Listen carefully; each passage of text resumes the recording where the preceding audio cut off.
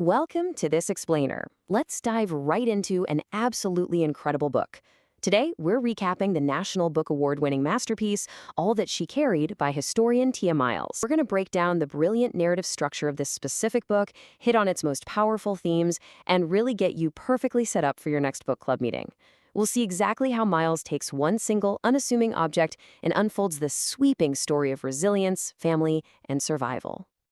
Let's start with the physical evidence that actually anchors this entire book. It's the exact phrasing you see here, embroidered onto a simple cottonseed sack by a woman named Ruth Middleton back in 1921. This artifact, known as Ashley's sack, is literally the beating heart of Tia Miles's recap of history. Miles takes these stitched words and painstakingly works backward, using them as a roadmap to uncover the lives of the women behind the fabric. It's just a stunning example of how one single object can hold generations of unwritten stories. Okay, here's our roadmap for today. We'll start with discovering Ashley's sack, trace the 3 generations of women, decode the artifact, unpack the major themes, and finally arm you with discussion points for your book club. Part 1.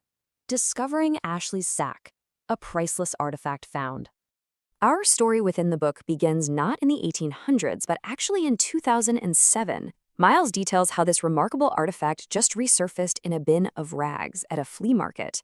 A shopper found it, recognized its profound emotional weight, and eventually the sack made its way to the Middleton Place Museum in South Carolina. Miles uses this discovery to really hook the reader, showing how incredibly fragile the survival of this story actually was. And there's this chilling numerical parallel she reveals. When the museum acquired the sack, they paid exactly $300 for it. That happens to be the exact price that 9-year-old Ashley was sold for on the auction block back in 1852. It emphasizes how human lives were commodified, and how the echo of that commodification rings right into the present day. Part 2. 3 generations of women, the lineage. To truly grasp the narrative, we've got to look at the 3 extraordinary women stitched into this fabric. Tia Miles structured her research around their generational timeline, piecing together whatever fragments she could find to give them a voice. It starts with Rose, the mother, who packed the sack in 1850s Charleston right before her daughter was taken from her. Then we have Ashley, the daughter, who took the sack, survived the trauma of the Civil War, and eventually became a free seamstress. And finally, generations later, there's Ruth, the granddaughter. She carried the sack north to Philadelphia during the Great Migration in 1921, and she's the one who chose to embroider their story onto it so it would never, ever be forgotten. Moving on to Part 3, Decoding the Artifact, the Emergency Survival Kit. So, when Rose realized her child was going to be sold away, she packed this sack. Miles emphasizes a really vital point here. Because enslaved people were violently stripped of property and wealth, Rose didn't just throw random things into a bag. She packed a highly calculated emergency kit. Every single item carried immense practical and symbolic weight. She included a tattered dress, 3 handfuls of pecans, a braid of her own hair, and the unseen emotional payload of her love always. Let's break down how Miles interprets 2 of the most fascinating items in there. Miles devotes a lot of analysis to the pecans. She explains that Rose chose them because they were a true luxury at the time and incredibly nutrient-dense. They served as a silent wish for her daughter's future. It's this heartbreakingly beautiful detail in the book. Those pecans could be eaten for immediate sustenance if Ashley was starving, or they could actually be planted in the ground to create new life. The book really highlights how this connects to deep Black and Indigenous agricultural traditions. And then there's the braid of hair. Miles points out that enslaved people didn't legally own their own bodies. Their enslavers did. So for Rose to take a blade and cut her own hair, that was a radical, subversive act of reclaiming herself. It is honestly one of the most powerful passages in the book, showing how she gave Ashley a tangible piece of comfort and a spiritual connection that no auction block could ever completely sever. Part 4. Major themes explored, beyond the sack. Through these items, Miles zooms out to explore some massive themes, specifically how we actually study the past. The book brilliantly introduces this concept of archival silence. You see, traditional archives are incredibly biased. They're filled mostly with the letters, ledgers, and laws of wealthy white men. Miles proves that to counteract this silence, we literally have to look at material culture, things like textiles, seeds, the everyday objects passed down, to excavate the real lives of Black women who were deliberately excluded from written records. So the crucial point Tia Miles drives home is that in a landscape entirely designed to dehumanize people and completely sever family ties, maternal love and intergenerational memory weren't just feelings. They were subversive, radical acts of resistance. By decentering the self for the good of another, as Miles writes, Rose ensured that her family's lineage and story would outlast the institution of slavery itself. It's this profound idea that makes the book such a must-read for any club. Which brings us to Part 5, Book Club Discussion Points. Dive deeper into the explainer. If you're taking this explainer directly to your book club, I've got 5 advanced questions drawn straight from the themes of the book to spark some really deep conversation. Question 1 tackles ownership. As we discussed, technically, her enslaver owned her body. So ask your group, what does it mean for Rose to have cut off a piece of her hair for Ashley? How does this physical act challenge our modern understanding of bodily autonomy and serve as a profound, quiet rebellion? Here's question 2. Have your book club discuss who gets to write history. What would our textbooks look like today if a cottonseed sack was treated with the exact same historical reverence as a founding father's journal? This is a fantastic prompt to get your group thinking about Miles' critique of the traditional archive. Question 3 focuses on the duality of the object itself. The sack is very frequently romanticized as just this beautiful vessel of love, but Miles firmly reminds us of the horrific, unvarnished burden of survival that actually necessitated it. Discuss with your group how holding both of those truths, the deep love and the horrific trauma, changes your relationship to the story. Question 4 looks at material culture. The book spends time detailing how the coarse, tattered dress forced upon the enslaved was a mechanism of control and dehumanization. Yet, Ashley became a seamstress, and Ruth used beautiful embroidery to write her history. Ask your group, how did these women weaponize the very skills used to subjugate them to ultimately reclaim their voices? And finally, question 5. This dives into the timeline of the book. The separation happened in 1852, but the embroidery didn't happen until 1921. Discuss the concepts of intergenerational trauma versus healing. What does it mean that it took over half a century and a migration up north for the family to feel ready to physically seal this painful memory in thread? I want to leave you with this provocative thought as we wrap up. As you reflect on this explainer of T.I. Miles' remarkable book, and as you head into your book club discussions, look around your own home. Who are the missing voices in your own family's archives? What quiet, unassuming objects might be holding the history of the marginalized in your own life? What stories are just waiting to be read in the things left behind? Welcome to your custom deep dive.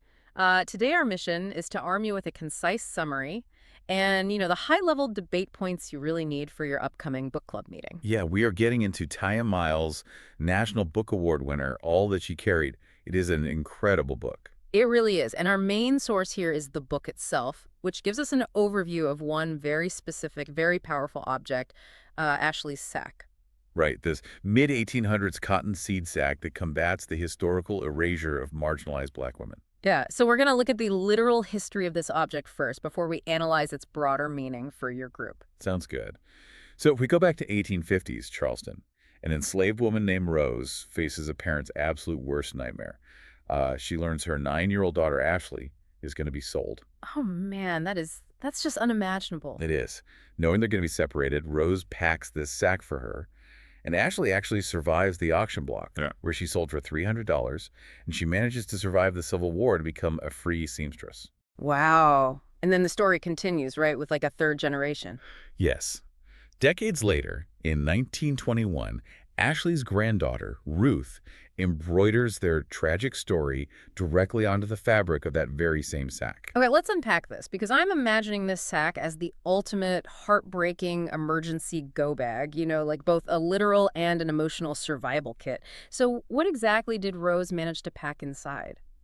Well, there were 3 incredibly deliberate items. A tattered dress, 3 handfuls of pecans, and a braid of her own hair. Wait, pecans and a braid of hair? Yeah, and what's fascinating here is that the pecans weren't just some quick snack. I mean, in that era, they were a luxury. Oh, really? I didn't know that. Yeah, they signified deep nutritional sustenance, wealth, and, they could even be planted to create new life. That is so profound. And the hair, why? Well, the braid of hair was this radical reclamation of bodily autonomy, because under the law, Rose did not own her own body, her enslaver did. Right, of course. So cutting her hair and giving it to her daughter was a way of claiming ownership of herself, offering a physical piece of comfort to her child. It's just so powerful. But, it's really tempting for us today to look at this sack purely as a beautiful, poetic symbol of a mother's enduring love. Oh, absolutely. It's easy to romanticize. Right. So what does this all mean for the book club? Shouldn't a book club debate really focus on the horrifying reality that This was born out of absolute trauma, like an emergency kit for a disaster. Yes, definitely. And that is a perfect tension to bring up with your group. Miles calls this the burden of survival. The burden of survival. Right, the reality that this profound love was inextricably entangled with just absolute disaster. And if we connect this to the bigger picture, it brings us to a concept you will definitely want to drop at your book club, which is archival silence. Archival silence. Because Rose wasn't legally allowed to read or write, right? Exactly. Traditional historical archives heavily prioritize the letters and ledgers of wealthy white men. I mean, those official records only cared about crop yield and property values. So enslaved women were purposefully left out of the official records altogether. Yeah, completely. So historians like Miles have to essentially read along the bias grain. They use material culture, so everyday physical objects, to excavate the voices and lives omitted from those ledgers. So the stitching on a simple seed sack actually becomes the historical document. Precisely. And that ties into another great talking point for your discussion, which is clothing as a method of control. Right, which explains the tattered dress that was packed in the bag. Yes. Enslavers deliberately used cheap, coarse fabrics to enforce subjugation and strip away individuality. So when Ashley and Ruth later use sewing and embroidery in their free lives, it's not just a hobby. It's a direct rebellion. Exactly. They are taking a coarse, degrading material and using immense skill to turn it into a canvas of their own family history. It was a way of reclaiming their humanity when all other avenues of expression were denied to them. Wow. So when your book club inevitably debates the emotional weight of this book, bringing up archival silence and clothing as control is going to completely change the trajectory of your conversation. For sure. Just remind them to mention the three generations, Rose, Ashley, and Ruth, and how they turned a tool of subjugation into a permanent record. And before we wrap up, there is this stunning historical irony you have to share with your group. The sack was actually found at a flea market in 2007 for $20. Yeah, and then it was later sold to a plantation museum for exactly $300. Which is the exact price Ashley was sold for in 1852. It just gives you chills. It really does. It completely redefines what we consider to be history. We expect it to be written in ink, but here, the most profound history was stitched in thread. It leaves you with something to really think about. If a simple, tattered cotton sack can hold the emotional and historical weight of entire generations, what everyday, overlooked objects in your own home will tell the story of your family a century from now?